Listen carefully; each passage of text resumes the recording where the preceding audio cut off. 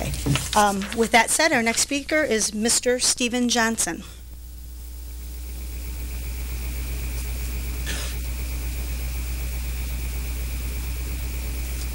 Good evening, Mr. Johnson. Thank you, President Mang and members of the board. I spoke at the December 5th board meeting on the agenda item regarding the proposed sale of 5.5 acres of the Bryan property.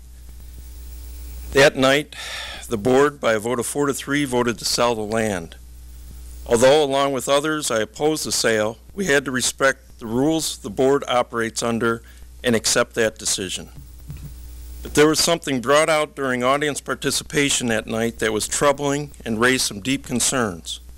A resident spoke about meeting with the superintendent and asking to see the appraisal of the land being considered for sale. She said she was given one sheet, page 15, with only 2 comps comparables listed, comps 4 and 5. When she asked about comps 1, 2, and 3, she said Dr. Liepa indicated there was only the 1 page. She went on to strongly suggest the board get an independent appraisal, and I quote, "It's public property, public monies, it's our monies, our kids' monies, and as board members, I feel you have a responsibility to do this." What I didn't know at the time was that the resident speaking was future board member Ms. McDonald. And perhaps what we both didn't realize that night was that there is indeed a board policy that states no property will be offered for sale until an independent appraisal is completed. Through the Freedom of Information Act, I requested the independent appraisal from your offices upstairs. What I received was anything but an independent appraisal. Let me quickly go over some of the obvious reasons why. On the front page, the heading states, Restricted Use Appraisal Report in bold print.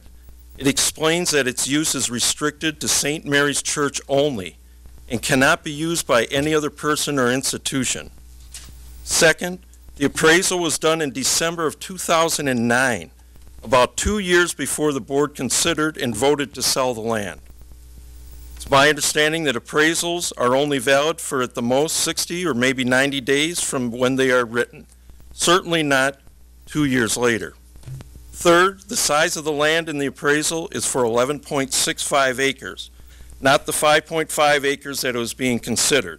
It says right in the documents that you can't divide the size of the land being appraised.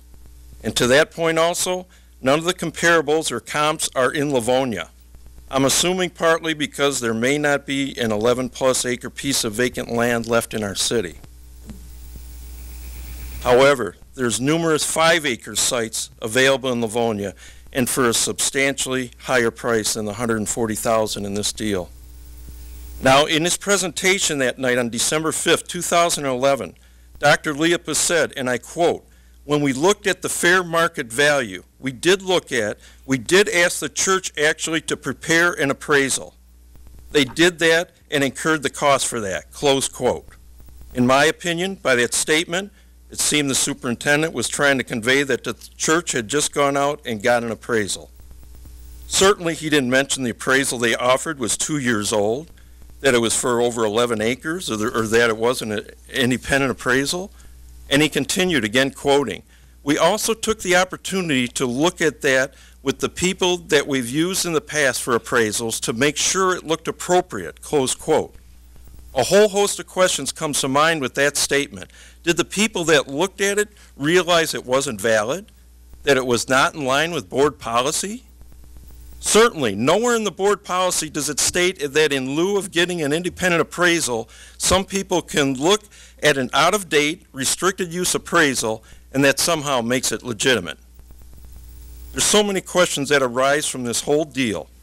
Whose interest was being served here, the schools or the churches? And why was Ms. McDonald only given 1 page of the appraisal when it contains about 20 pages? One can speculate that page showed the lowest values of land per acre. Also of note is that the date on the bottom of page 15 only appears in very small print. It says all rights reserved 12-2009. An opinion may be reached that there was an effort to cover up what was clearly not a valid appraisal. Now let me say that I feel the board has a couple of very serious issues to deal with here. One is the person or persons that appear to have violated board policy in regards to the disposition of real property. Policy, by the way, that had just been revised in September.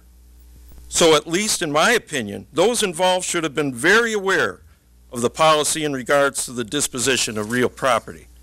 The other issue is how to deal with the land deal that appears to have been voted on without the proper procedures followed, as well as what seems to be flawed data offered as valid. Here's the good news. The land is still in the possession of the Livonia Public Schools. As of last week, a closing date had not yet been set. I believe the board has the authority and the justification to invalidate and rescind the purchase agreement based upon the information you now have. It's my understanding that board policies are laws of sorts, and it seems as if a law was broken here in putting this deal together. In my opinion, if you do nothing, you are in a sense condoning such actions. I would suggest you consider offering the church a reimbursement for any expenses they've incurred so far in this process. I know they have had some surveying done, maybe environmental studies and possibly title work. Explain to them that you can't move forward with this because board policy's been violated and you don't want to set a dangerous precedent by violating your own rules. Let me finally say that it may be a good idea for the board to consider reinstituting those rules that made it extremely difficult to sell off our property. They seem to work just fine for over 20 years. And if those rules were still in place, the board would very likely not find itself in the position it is in today with this land deal. In section BD of board policy, line 3 states. Mr. Johnson, I apologize for interrupting you. We try to keep our comments to 3 to 4 minutes. You're well over that, and if you could just kind of summarize yes, it. I have one more half page. Thank you. Okay, I apologize. Yes. Thank you. Line 3 states in your board policy to resist periodic demands of individuals and groups seeking preferential treatment by the board. I think one has to wonder why an issue that was voted down in April suddenly thrust upon the board again in December after long-standing policy was changed in September. Dr. Liepa indicated on December 5th that after the policy was revised, the church came back and asked if LPS would take another look at it.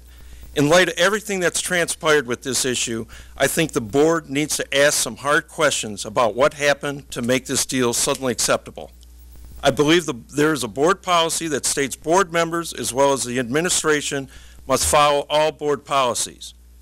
You probably have to take some kind of oath in this regards. It's my hope that you take that oath seriously and follow the right course of action in this matter. Thank you for allowing me the time to speak tonight. Thank you, Mr. Johnson.